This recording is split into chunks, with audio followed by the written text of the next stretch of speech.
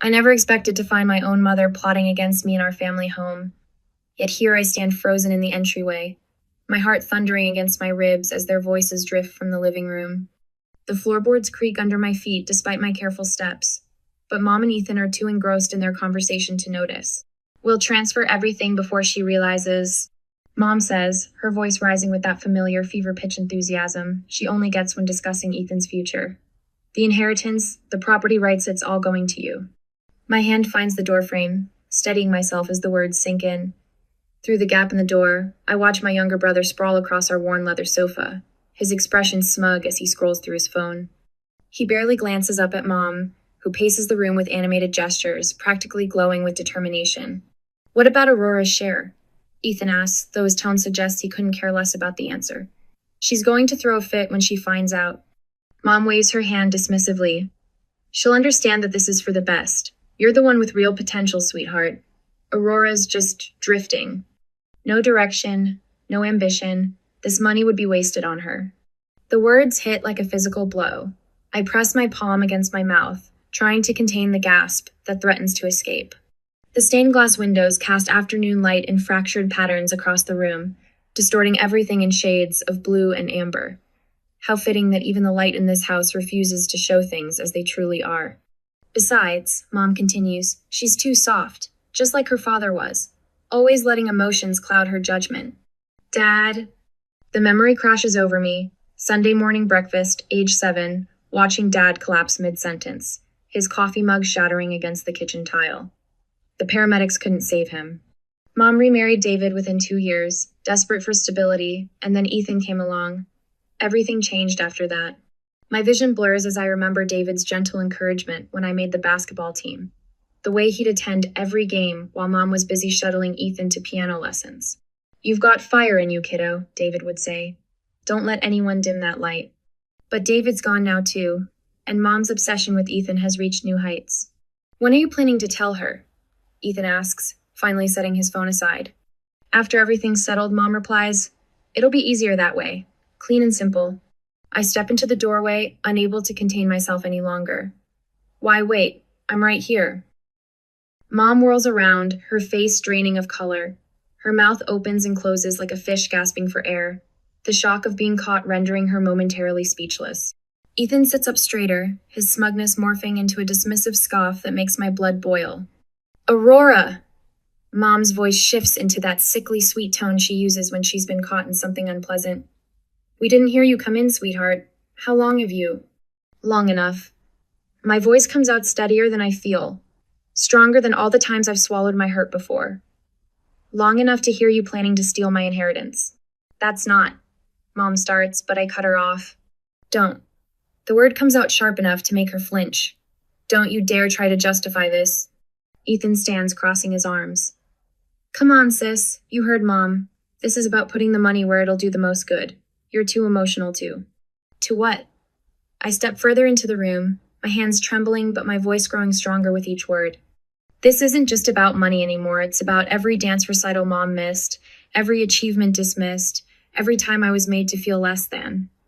To deserve my fair share, to be treated like an actual member of this family. Mom moves toward me, her hands outstretched in that placating gesture I've grown to hate. Aurora, please try to understand. We're only thinking about what's best for everyone. I back away from her reach, and suddenly I'm alone in the doorway. The space between us charged with decades of hurt and betrayal.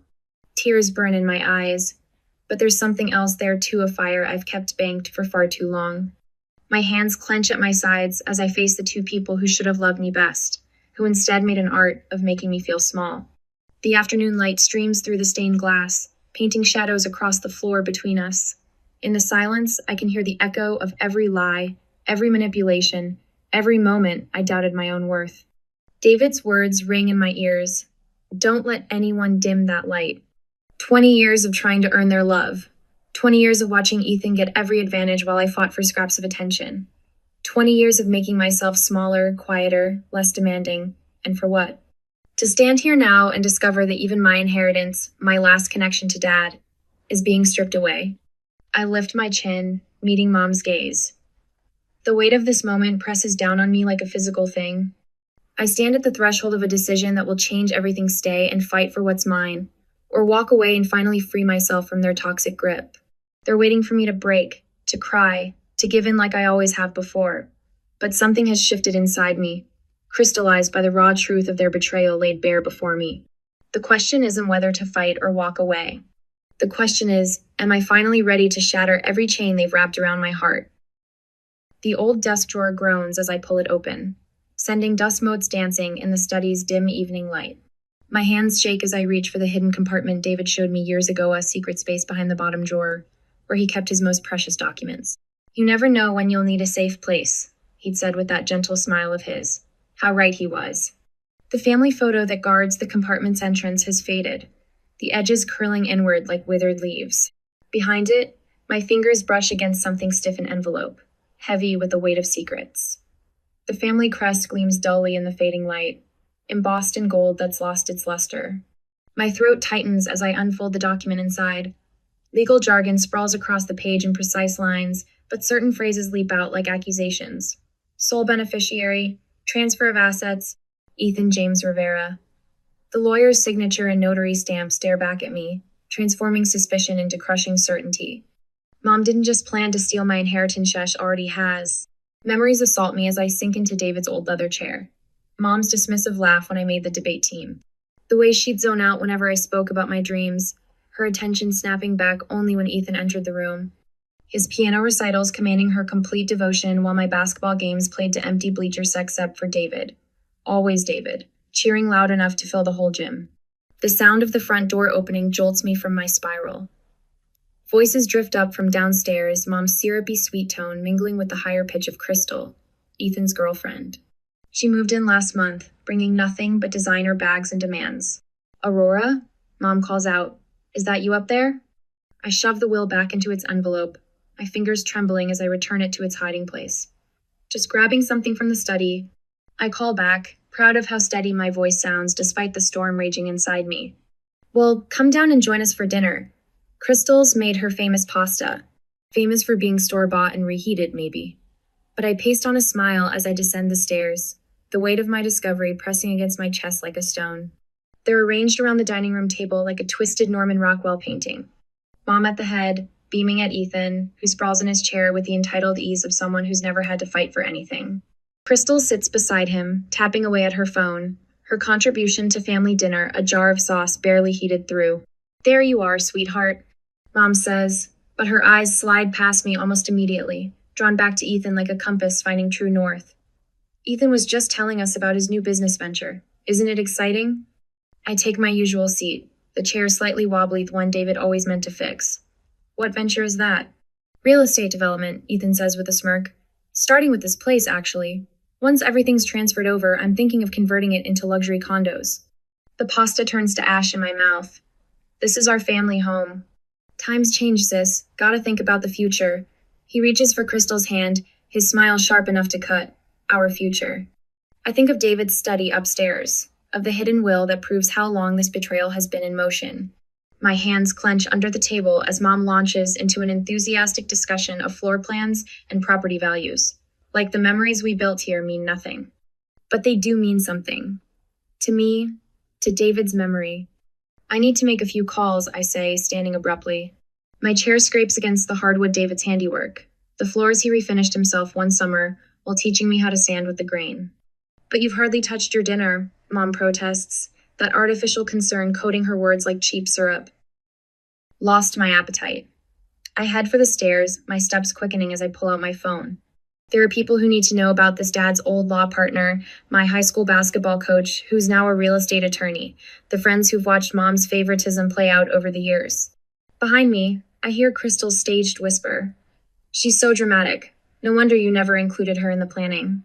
Their laughter follows me up the stairs, but it doesn't wound like it used to.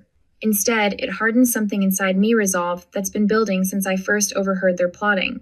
In David's study, I close the door and lean against it, breathing in the lingering scent of his old leather chair and the sandalwood diffuser he loved. I won't let them erase you, I whisper to the empty room. I won't let them erase either of us. I open my contacts list and start making calls. Coach Martinez answers on the second ring, her voice as steady and reassuring as when she used to talk me through pregame jitters. Miss Patterson, Dad's old law partner, listens in silence as I explain what I've found, then offers to meet first thing tomorrow. My best friend Sarah, who witnessed countless incidents of Mom's favoritism, promises to help me document everything. With each call, my network grows stronger. These people saw the truth all along saw me when my own family refused to. The next morning, I march into the kitchen where Mom sits alone with her coffee, clutching the will in my trembling hands. Her eyes widen when she sees the envelope, coffee cup freezing halfway to her lips. "We need to talk about this," I say, my voice steadier than my racing heart. "Where did you?" She sets down her cup with a sharp clink. "You had no right to go through private papers." "Private? Like the way you privately planned to cut me out of my inheritance? To give Ethan everything, including this house? You don't understand what's best for this family." Her voice hardens. "If you push this, Aurora, you'll regret it. Think about what you're risking your place here, your relationship with us." "My place?" I laugh, but there's no humor in it. My place has always been on the outside, watching you hand everything to Ethan on a silver platter. But not anymore. "I'm warning you," she says, rising from her chair. "Drop this now, or you'll find yourself completely cut off. No money, no family, nothing. Is that what you want?" I meet her gaze, feeling David's strength flowing through me. What I want is justice, and I'm not alone in this fight anymore. Her face pales as I turn to leave, but I catch something else in her expression too, flicker of fear. She knows I've found my voice, found my allies. What she doesn't know is that Mr. Patterson called back late last night with news that chills me even now. He's discovered evidence of more missing assets, a web of financial manipulation that goes far deeper than just the will. I climb the stairs to David's study, my sanctuary in this storm. Tomorrow, I'll show Mr. Patterson everything I've found. But tonight, I sit in David's chair and let myself feel the full weight of what's coming. The fight ahead will be brutal, but for the first time since I overheard Mom and Ethan's betrayal, I'm ready for it. Let them try to silence me now. I've got fire in me, just like David always said, and it's time to let it burn. The Metropolitan Convention Center blazes with chandeliers and self-importance as I slip through the crowd, a ghost at my own family's gala. Mom stands at the podium in her tailored Chanel suit, commanding the room with practiced ease. My stomach churns as her words drift across the sea of cocktail dresses and designer suits. "The future of our legacy," she announces, her voice carrying that knife-edge sweetness I've grown to dread, "rests in capable hands." My son Ethan has demonstrated the kind of vision and leadership that will guide our family's interests into a new era. Ethan lounges in his chair on stage, thumb sliding across his phone screen even as the crowd applauds. The casual disrespect of it makes my jaw clench. He doesn't even have to pretend to care anymore. Michael Anderson from Channel 7 News Street ebbs forward with his microphone, right on cue. "Mrs. Rivera, there have been rumors of tension regarding the distribution of family assets. Can you address these concerns?" My fingers dig into my palm. Of course she planted this question. Mom never leaves anything to chance. Family transitions can be delicate. She meets my eyes across the room, her smile never wavering. But we must think of the greater good. Some members of the family lack the necessary focus to handle such responsibility. Better to concentrate resources where they'll be most effective. The crowd murmurs in agreement. I watch their heads nodding. These strangers so easily convinced that I'm the problem. That I'm the one who needs to be managed, contained, controlled. Ethan finally looks up from his phone. "Mom's always taught me that power comes with responsibility," he says, his voice carrying that practiced humility that makes my skin crawl. I take the family's legacy seriously. Unlike some people, I don't let emotions cloud my judgment. My father's words echo in my head. Asterisk. "You've got fire in you, kiddo. Don't let anyone dim that light." Asterisk. The memory carries me through the convention center's marble halls and into the community center across town. Here, away from the glitter and pretense, real people gather to discuss neighborhood revitalization. The fluorescent lights cast harsh shadows, but there's more honesty in this worn linoleum than in all of Mom's crystal chandeliers. Mom's already commandeered the town hall meeting, of course. She stands at the front in the same Chanel suit, spinning promises about community investment that will somehow, inevitably, end up benefiting Ethan's latest venture. "The Rivera family has always believed in giving back," she's saying, and something inside me finally snaps. Is that what you call it? My voice cuts through the room, stronger than I knew it could be. Heads turn, conversations halt, and Mom's perfectly composed mask slips for just a fraction of a second. Aurora, dear, she starts, but I'm already moving toward the front of the room. Giving back? My laugh sounds foreign to my own ears. Let's talk about taking. Let's talk about how you've taken every opportunity, every advantage, every scrap of support, and funneled it all to Ethan. Let's talk about how you've spent years convincing every, including me, that I'm not worth investing in. This isn't the time or place. Mom's voice has an edge now, a warning. It's exactly the time and place. Tears burn in my eyes, but I refuse to let them fall. These people deserve to know who they're really dealing with. A woman who would steal her own daughter's inheritance. Who would? You're proving my point about letting emotions cloud your judgment. Mom's words are precise, calculated to cut. But this time, they don't land. This time, I feel the years of pain and self-doubt transforming into something else, something with teeth.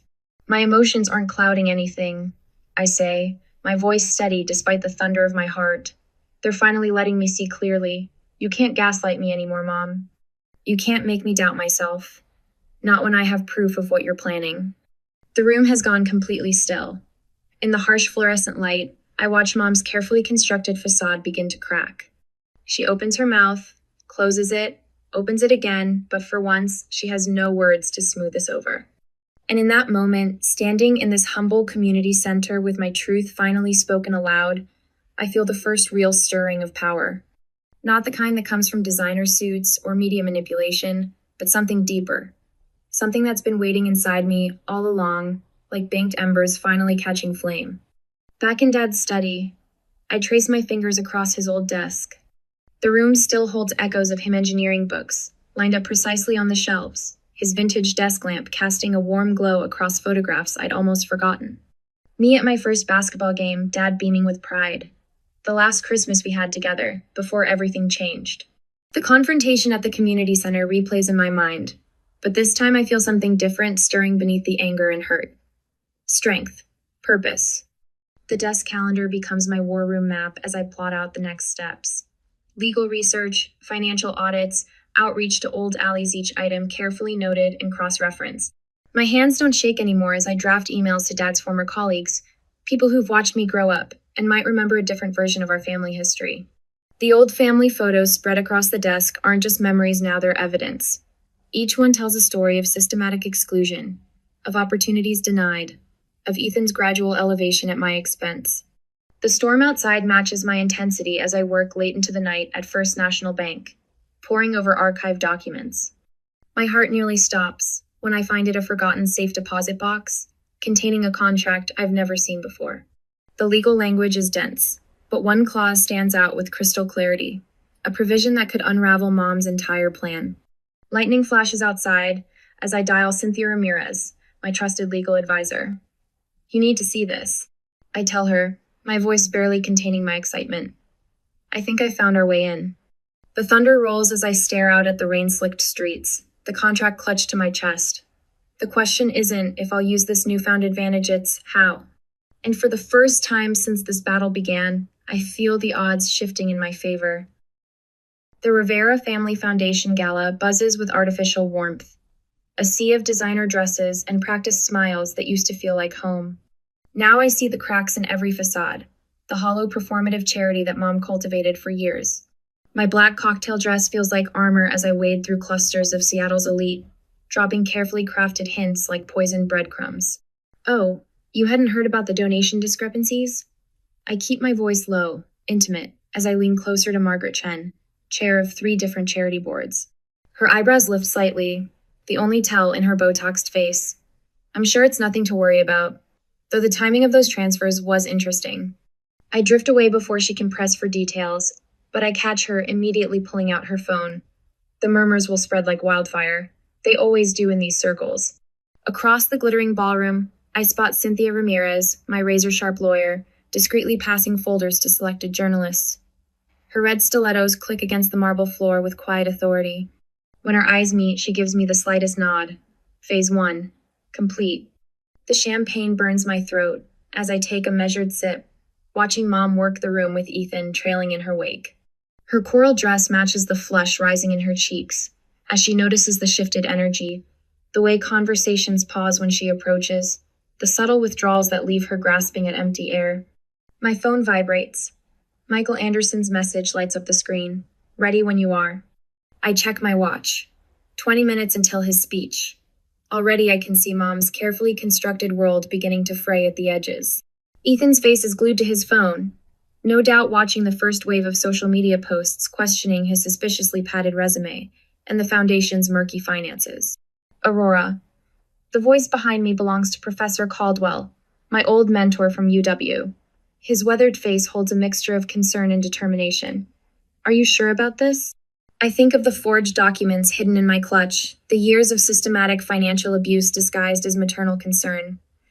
They left me no choice. The microphone squeals with feedback as Michael takes the stage. Mom's head snaps up, her smile faltering as she realizes this isn't the usual fawning introduction she's grown accustomed to. I lean against a marble pillar, steadying myself for what comes next. Good evening, everyone. Michael's voice carries clear and strong. I'd like to discuss some concerning findings regarding the Rivera Family Foundation's financial practices over the past decade. The room goes still. I watch Mom's face drain of color as Michael methodically lists off every manipulation, every fraudulent transfer, every instance of financial abuse she thought she'd buried.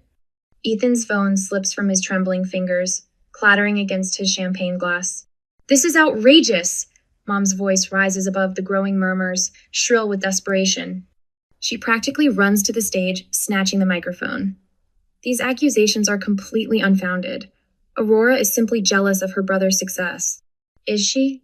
Professor Caldwell's voice cuts through the chaos. He steps forward, commanding attention with his distinguished presence. I watched you sabotage your daughter's academic career to funnel more resources to your son. I have documentation of scholarships mysteriously redirected, of opportunities blocked. The floodgates open. Other voices join in, each with their own story of witnessed manipulation. Mom's grip on the microphone turns white-knuckled as her perfectly curated image crumbles in real time. My phone buzzes again. Cynthia's email glows urgent on the screen. I step onto the terrace, the cool night air a sharp contrast to the heated revelations inside.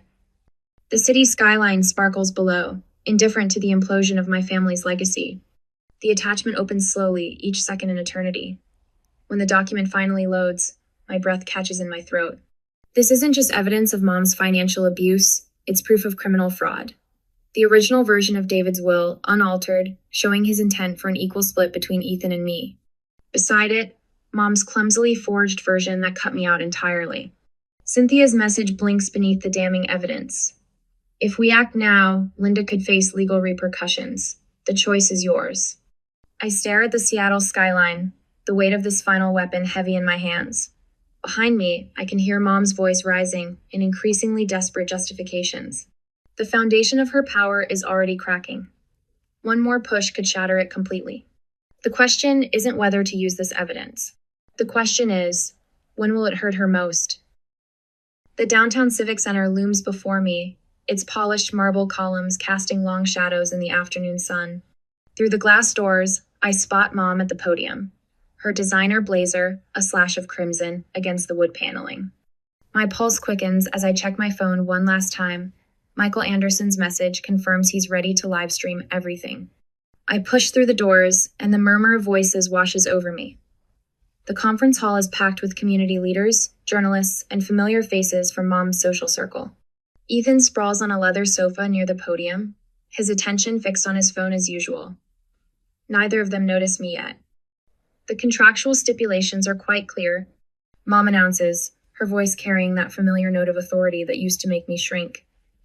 Any attempts to contest the distribution of assets will be met with immediate leaction from our team of... You mean the legal team that helped you forge Dad's signature? My voice cuts through the room like a blade. Mom's hand freezes mid-gesture. Ethan's head snaps up, phone forgotten. The crowd parts as I stride forward, my heels clicking against the marble floor. The stack of documents in my briefcase feels heavy with truth. Aurora. Mom's smile is brittle. This isn't the time or place for family discussions. Actually, it's exactly the right time and place. I set my briefcase on the podium beside her, maintaining eye contact as I click it open. Since you're so eager to discuss legal matters, Ethan rises from the sofa, his earlier smugness curdling into something darker. Sis, you're embarrassing yourself. Just leave before. Before what? I withdraw the first document, the signed affidavit from Thomas Chen, our former family lawyer. Before I show everyone how you and Mom doctored Dad's will. The paper trembles slightly in my hand, but my voice remains steady. Or maybe before I reveal the backdated property transfers, the hidden accounts. Gasps ripple through the crowd. Phone cameras rise like a wave. From the corner of my eye, I spot Michael's live stream setup, his camera trained on Mom's rapidly paling face. These are baseless accusations, Mom sputters, reaching for the affidavit. I pull it away, my movements deliberate. Everything I'm saying is documented. I face the crowd, drawing strength from their rapt attention. I have bank records spanning 10 years, witness testimonies, audio recordings of my mother and brother planning to divert my inheritance me father's legacy through a series of fraudulent transfers. You ungrateful little, Ethan starts forward, but Mom grabs his arm, her knuckles white. I've spent months building this case, I continue, my voice growing stronger with each word. Working with financial investigators, legal experts, even members of this community who witnessed years of manipulation and favoritism. Today, I'm not just reclaiming my inheritance. I'm reclaiming my voice. The room buzzes with whispers and the rapid-fire clicks of cameras. Mom's carefully crafted image of the devoted family matriarch crumbles visibly. I see it in the way her shoulders cave, in how her perfectly manicured hand trembles as she reaches for the podium. Aurora, please, she whispers, but the microphone catches it anyway. We can discuss this privately, as a family. Family? The word tastes bitter. Was it family when you told Ethan I was too emotional, too soft to handle my own inheritance? Was it family when you planned to strip away everything Dad left me while I stood in the doorway, listening to you plot against me? Tears burn in my eyes, but I refuse to let them fall. Not here. Not now.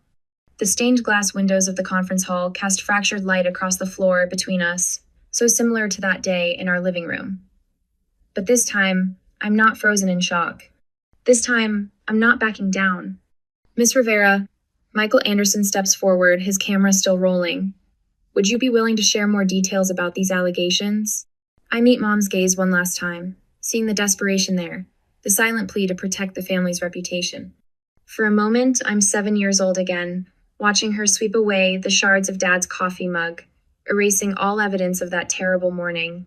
But I'm not that helpless child anymore. Yes, I tell Michael, opening my briefcase wider. I think it's time everyone knew the truth.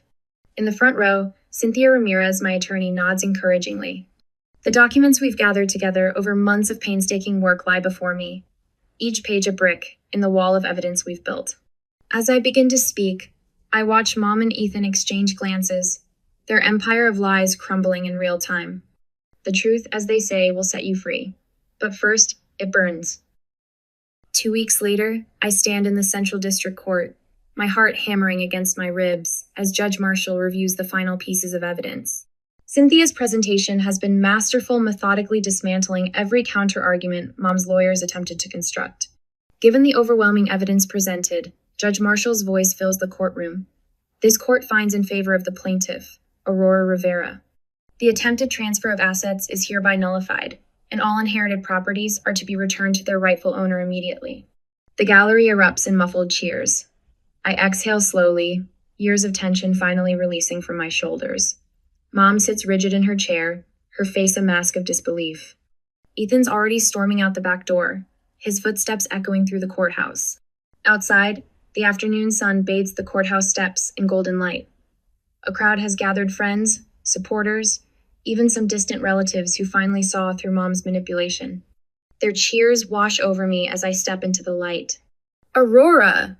Someone thrusts a microphone forward. How does it feel to finally achieve justice? I pause, considering my words carefully. This isn't just about justice for me. It's about standing up to toxic family dynamics that too many people suffer in silence. Sometimes the hardest battles are fought against the people who should love us most. As the crowd disperses, I catch a glimpse of movement in the shadowed alley beside the courthouse. Mom and Ethan huddle together, their heads bent close in whispered conversation. Their eyes track me with a familiar calculation that sends a chill down my spine. I turn away, squaring my shoulders as I descend the courthouse steps. Let them plot, let them scheme. I've already won the war they started, and whatever comes next, I'll face it standing tall. Sunlight streams through floor-to-ceiling windows, painting golden paths across bamboo floors. I breathe in the crisp morning air from my balcony, letting the steam from my coffee cup warm my face. No more tiptoeing through shadowed hallways or bracing for acidic comments over breakfast. This space is mine, every carefully chosen piece of furniture, every splash of color on the walls, every moment of silence or sound entirely under my control. I trace my fingers along the framed photograph of David on my entry table, his proud smile frozen in time as he stands beside my younger self at a basketball game. You were right, I whisper, adjusting the vintage basketball beneath it, signatures faded but still visible. The fire was always there. The morning light catches the crystal vase he gave me for my 16th birthday, sending rainbow prisms dancing across the walls. Each carefully chosen piece in my apartment tells a story of survival, of reclaiming what was mine. The city pulses below my window, a rhythm so different from the suffocating quiet of the family estate. I grab my leather Jaquita recent splurge that would have earned Mom's disapproval and head out, ready to embrace the morning. The boulevard stretches before me, lined with local shops and cafes where familiar faces greet me with genuine warmth. No hidden agendas, no subtle barbs wrapped in saccharine smiles. I pause before a sprawling mural that spans the side of the community center. A phoenix rises from swirling flames, its wings spread wide against an urban sky.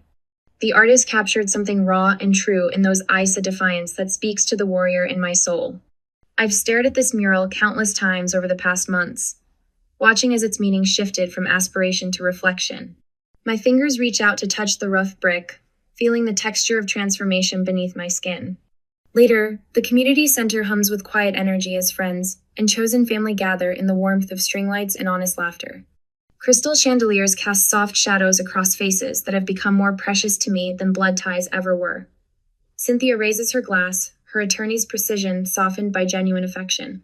To Aurora, she says, who reminded us that strength isn't about who can hurt the most, but who can heal the strongest.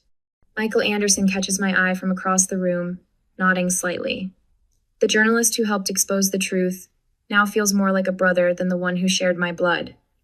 Your story, he says quietly when I join him, it's helping others find their voice. He gestures to the small crowd gathered around, use each person here, representing a thread in the tapestry of support that helped me rebuild my life.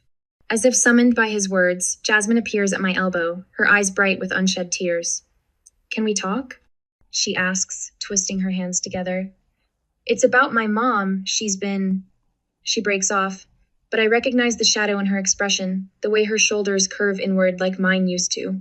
I guide her to a quiet corner, our heads bent together in conspiracy. The fairy lights cast a protective glow around us as I share the wisdom born from my own battles. Start from the beginning, I tell her, my voice steady with the certainty of someone who's walked through fire and emerged stronger.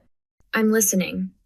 In her trembling hands and wavering voice, I see my past self, and in my ability to help her, I see how far I've come.